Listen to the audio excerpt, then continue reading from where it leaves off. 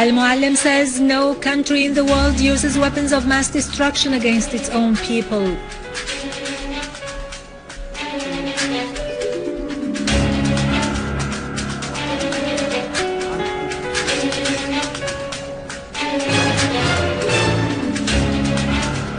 Al-Muallim says, I challenge anyone who accuses the Syrian armed forces of using chemical weapons to present the proof to the public opinion.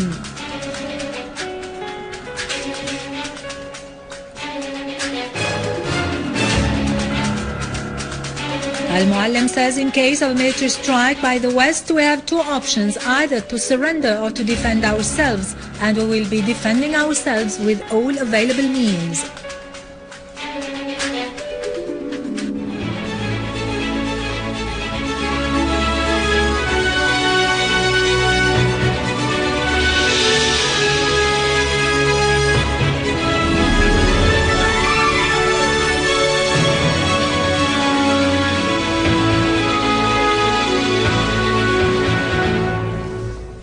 Good afternoon, ladies and gentlemen, and welcome to our news for today. Deputy Prime Minister and Foreign and Expatriates Minister Walid Al-Muallim has affirmed that no country in the world uses weapons of mass destruction against its own people. I challenge anyone who accuses the armed forces in Syria of using chemical weapons to present the proof of such accusation to the public opinion, Mr. Muallim added. During a press conference, Al-Muallim said American Secretary of State John Kerry had contacted him last Thursday after 2.5 years and that the conversation was cordial. I told him, Mr. Al-Muallim added, we have a national interest in disclosing the reality of what had happened in Al-Ghouta. He said Syria had immediately agreed to the UN demand to investigate the use of chemical weapons and that there was no delay on the part of the Syrian government. He pointed out that the UN investigation committee did not ask at the beginning to go to the eastern Ghouta, and the opposition coalition had specified the 4 positions that the UN wanted to inspect.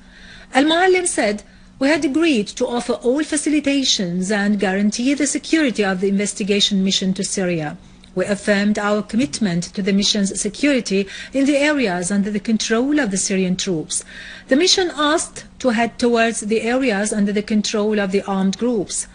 When they entered such areas, they were confronted with fire shooting at their cars, so they were not able to continue their tours in the areas that were under the armed groups' control because the armed groups did not agree with them on guaranteeing their security. This confirms the fact that we have been committed to the mission's security, whereas the armed men have not. I tell the American Secretary of State, Mr. Al-Muallim added, that we are not the side who obstruct the UN mission's work. What the US administration's officials circulate about the use of chemical weapons is categorically false. We have dealt with the investigation committee with transparency and commitment in order to reveal the truth. Mr. Al-Muallim stressed that the Syrian troops cannot eliminate the impact of chemical weapons because this is in the area that is under the control of the armed groups. If they want to launch an aggression in Syria, Al-Muallim added, they should avoid the pretext of the use of chemical weapons because it is weak and inaccurate. If the objective of their campaign is to morally affect the Syrian people, then they are wrong. I defy them to show what evidence they have. Mr. Al-Muallim said, in case of a military strike, we have 2 options, either to surrender or to defend ourselves. We will be defending ourselves with all available means, Mr. Al-Muallim asserted. He pointed out that the Syrian-Russian coordination at the political level happens almost every day, and the 2 countries' relations are historical, and Russia is part of Syria's steadfastness. He added that there is full coordination with Iran, and they know that what is happening in Syria and Iraq is an implementation of a planned policy since 2009 to get to Tehran. About the American stand concerning the Geneva conference, Al-Muallim said, since the beginning, we have suspected the American intentions towards the conference, and we told the Russian friends that we trusted them, but we did not trust the USA because it did not want a political solution, and the reason was simple. It was because Israel did not want such a solution. It wanted violence and terrorism to continue.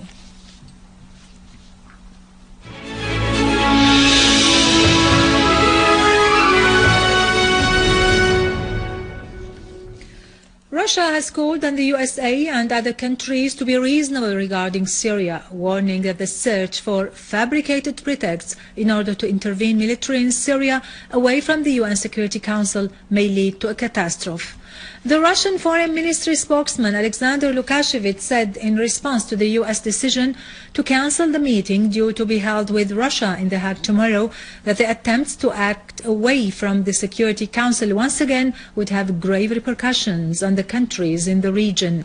He called on American officials and all members of the international community to abide by the international law and the basic principles of the UN Charter.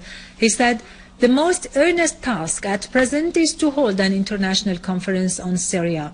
On his part, Russian Deputy Foreign Minister Gennady Gatilov expressed regret over Washington's decision to cancel the bilateral meeting. He added that the work to find criteria for a political settlement in Syria was very useful, particularly that a military campaign currently looms in the horizon.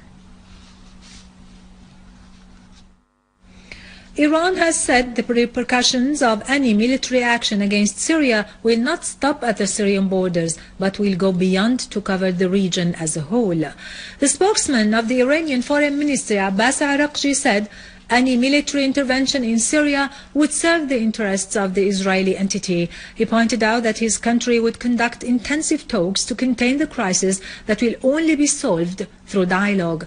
Araghchi said the armed terrorist gangs were the ones who used the chemical weapons in Syria, referring to the presence of evidence and indications that confirm such accusation. On the visit of the UN Assistant Secretary General for Political Affairs, Jeffrey Feltman, to Tehran, Araghchi said the visit came within the framework of the efforts to hold an international conference on Syria. He added that the Iranian officials whom Feltman met had reiterated to him their country's stand regarding the crisis in Syria and Iran's warning against the repercussions of any military action there.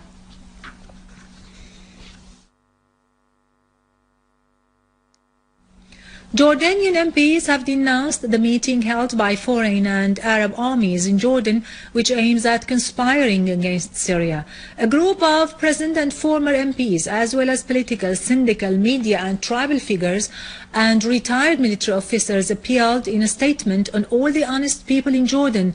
To their forefront is the Jordanian army to intervene to prevent the conspiracy of getting Jordan involved in the aggression on Syria. The meeting comes at a time when Western escalation campaigns and information leakage talk about weapons being sent to the mercenary terrorists via Jordan, and that such activity is being funded by Saudi Arabia. The meeting had started yesterday and comprised the American Chief of Staff, General Martin Dempsey, and the Chiefs of Staff of Saudi Arabia, Qatar, Turkey, Britain, France, Germany and Italy to discuss the impact of the crisis in Syria. Meanwhile, a Jordanian government source said today Jordanian lands will not be the place from which any military action against Syria would be launched. He pointed out that Jordan's stand towards the crisis in Syria has not changed. The Central Committee of Fath al-Intifada movement asserted that the campaign of escalation and fabrication against Syria on the chemical weapons issue is just a pretext to create an atmosphere to launch an aggression on Syria. In a statement, the committee said that the involvement of any Arab country in this conspiracy against a sisterly country that has always stood by the countries of the whole nation, supporting them to liberate their land, would be a shame and a stain on the conscience of the rulers. On the ground, the Syrian Arab army eliminated several gatherings of the terrorists east of Abdullah bin Mas'ud Mosque and along Al-Zahabi Street in Babhoud, west of Al-Ummal Pharmacy and near the National Hospital in Jurat al-Shayyah neighborhood of Homs, and also in Haush Shamsi and Haush Abaza in the area of As-Sa'an in Homs countryside.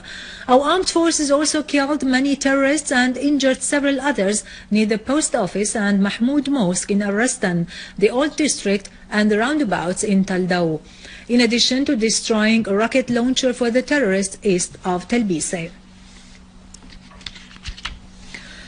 Russia sent today a plane carrying 20 tons of humanitarian aid to the Syrian people. This batch of assistance is added to other previous batches presented by the Russian people to support the Syrians. The assistance was gathered at the initiatives of individuals and social organizations in various Russian cities expressing solidarity with the Syrian people. With this, we end our news for today. Thank you for watching. For more details about Syria and the region and to view this bulletin again, you can always visit our website in English, syriaonline.sy. Now to latest business market news with Nariman Qassam, but after a short break.